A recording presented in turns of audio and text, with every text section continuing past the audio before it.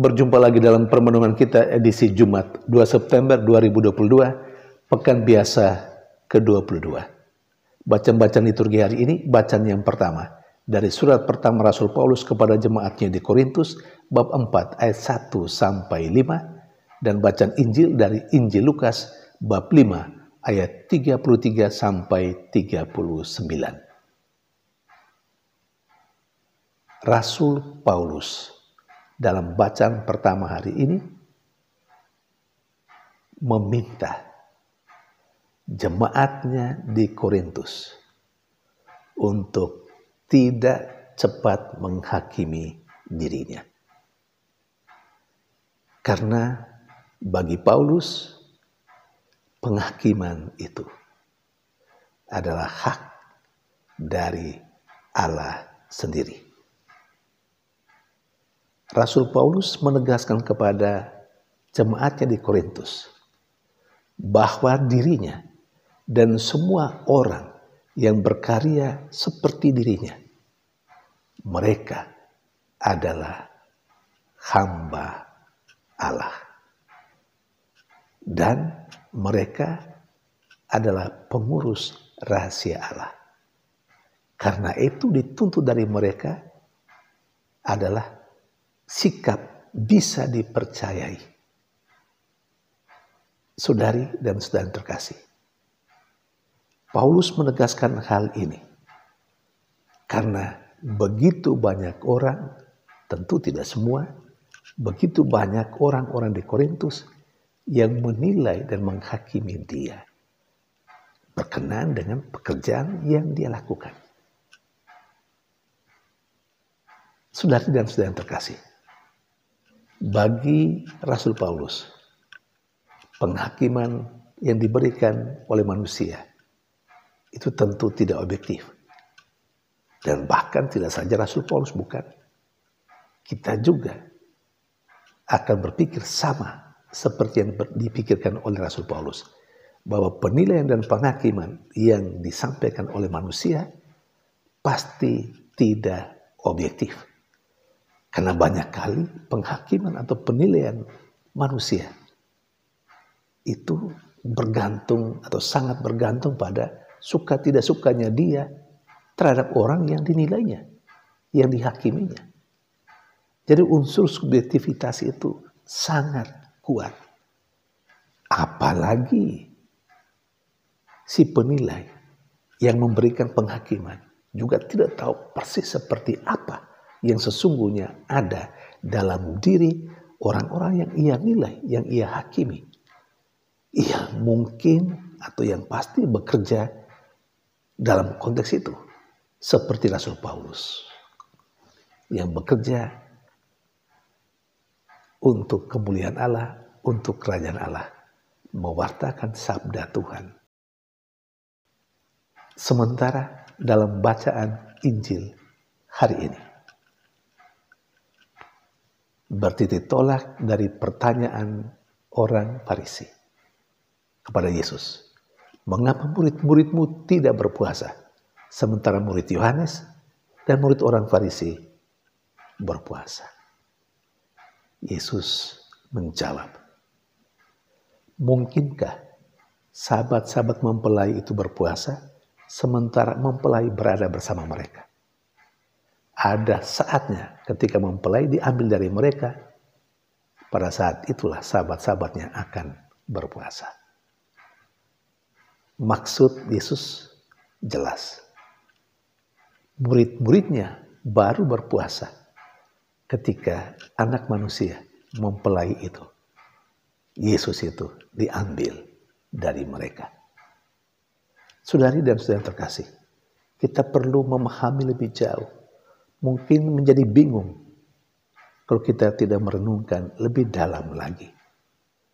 Sesungguhnya soal puasa itu adalah hal yang biasa dalam agama. Berkenan dengan puasa yang biasa dihayati baik oleh murid Yohanes maupun oleh murid orang Farisi, seperti yang dilaksanakan dalam Perjanjian Lama. Puasa yang dilakukan oleh mereka itu adalah puasa sebagai ungkapan pertobatan. Sekali lagi, puasa sebagai ungkapan pertobatan. Sementara yang Yesus mau bawa, yang Yesus mau ajarkan, yang Yesus mau tegaskan kepada orang Farisi, ahli Taurat, atau siapapun yang saat itu berada bersamanya, terutama orang Farisi yang bertanya kepada Yesus tentang mengapa para murid Yesus tidak berpuasa, Yesus sesungguhnya mau memberi pemahaman yang baru dan arti yang baru tentang puasa itu sendiri. Sekali lagi, puasa dalam perjanjian lama pada umumnya adalah puasa sebagai ungkapan pertobatan. Sementara puasa yang diajarkan oleh Yesus lain artinya. Adalah hal yang baru. Nah, karena itu adalah hal yang baru, maka hal yang baru itu tidak bisa disimpan dalam kantong yang lama. Hal yang baru harus disimpan dalam kantong yang baru. Itu dengan sangat bagus diuraikan oleh Yesus dalam bacaan Injil hari ini juga. Anggur yang baru harus disimpan di dalam kantong yang baru. Saudari dan saudara terkasih, apa sih yang baru berkenaan dengan puasa yang menjadi persoalan? Puasa yang mau diajarkan oleh Yesus adalah upaya sedikit merasakan kesengsaraan, penderitaan yang dialami oleh Yesus. Jadi bukan lagi puasa berkenaan dengan ungkapan pertobatan. Tapi puasa pada masa Yesus dan yang sampai saat ini kita hayati adalah dengan berpuasa. Itu ungkapan yang sederhana di mana kita atau di mana para rasul mau mengambil bagian dalam kesengsaraan dan penderitaan Yesus Kristus dalam rangka menyelamatkan manusia melalui jalan sengsara, melalui jalan salib. Artinya, poinnya adalah dengan berpuasa dalam zaman Yesus dan lebih lagi sesudah Yesus seperti yang saat ini kita hayati. Dengan puasa itu pertama-tama tidak soal makan dan minum. Tidak soal bagaimana saya menahan lapar. Tetapi lebih jauh dari itu. Bagaimana saya dengan tidak makan yang saya sukai. Dengan tidak menikmati apa yang saya senangi. Saya sebenarnya sedikit merasakan penderitaan dan kesulitan dalam hidup saya. Nah, berkenan dengan puasa yang diajarkan Yesus. Dengan cara seperti itu, saya dan Anda, semua orang percaya pada Yesus, mau sedikit merasakan penderitaan, sakitnya, kesengsaraan yang dialami oleh Yesus. Walaupun kita harus akui, kalau kita berpuasa, tentu kita mengalami kesulitan dan penderitaan, merasa aduh tidak enak. Tetapi itu sebagian kecil upaya untuk merasakan penderitaan Yesus yang menyelamatkan kita. Itu sebenarnya. Karena itu menjadi jelas. Kalau Yesus mengatakan sesudah anak manusia, sesudah mempelai diambil dari mereka, baru pada saat itu murid-muridnya mulai berpuasa. Jadi puasa dalam arti merasakan sedikit penderitaan, kesulitan, tidak enaknya kalau tidak makan dan minum yang disukai. Dan itu dalam konteks untuk merasakan betapa menderitanya Yesus dalam sejarah atau karya penyelamatan umat manusia. Saudari dan saudara terkasih, dan ini adalah hal yang baru. Dan sebagaimana biasa, memulai sesuatu yang baru selalu sulit. Sulit karena berhadapan dengan orang-orang lama, dengan cara berpikir yang lama, cara tutur kata yang lama, cara hidup yang lama. Persis seperti orang Farisi dan ahli Taurat. Sulit menerima sesuatu yang baru yang dibawa oleh Yesus. Mereka tetap berpegang pada yang lama. Yang lama. Yang lama begini. Yang dulu begini. Kita mungkin pernah mengalami dalam keseharian kita. Sebagai orang Katolik, bukan? Dalam lingkungan, dalam wilayah, dalam paroki. Ketika memulai sesuatu yang baru.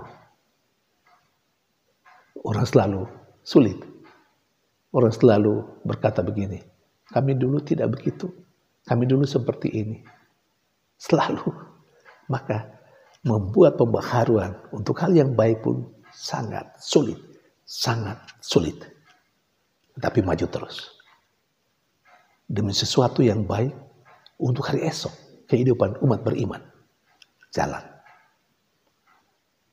Untuk sesuatu yang baru. Yang baik untuk kehidupan berlingkungan. Berwilayah. Bermasyarakat. Berparoki. Jalan. Saudari dan saudara yang terkasih, itu tantangan. Semoga Tuhan memberikan kekuatan kepada kita untuk berani keluar dari zona aman.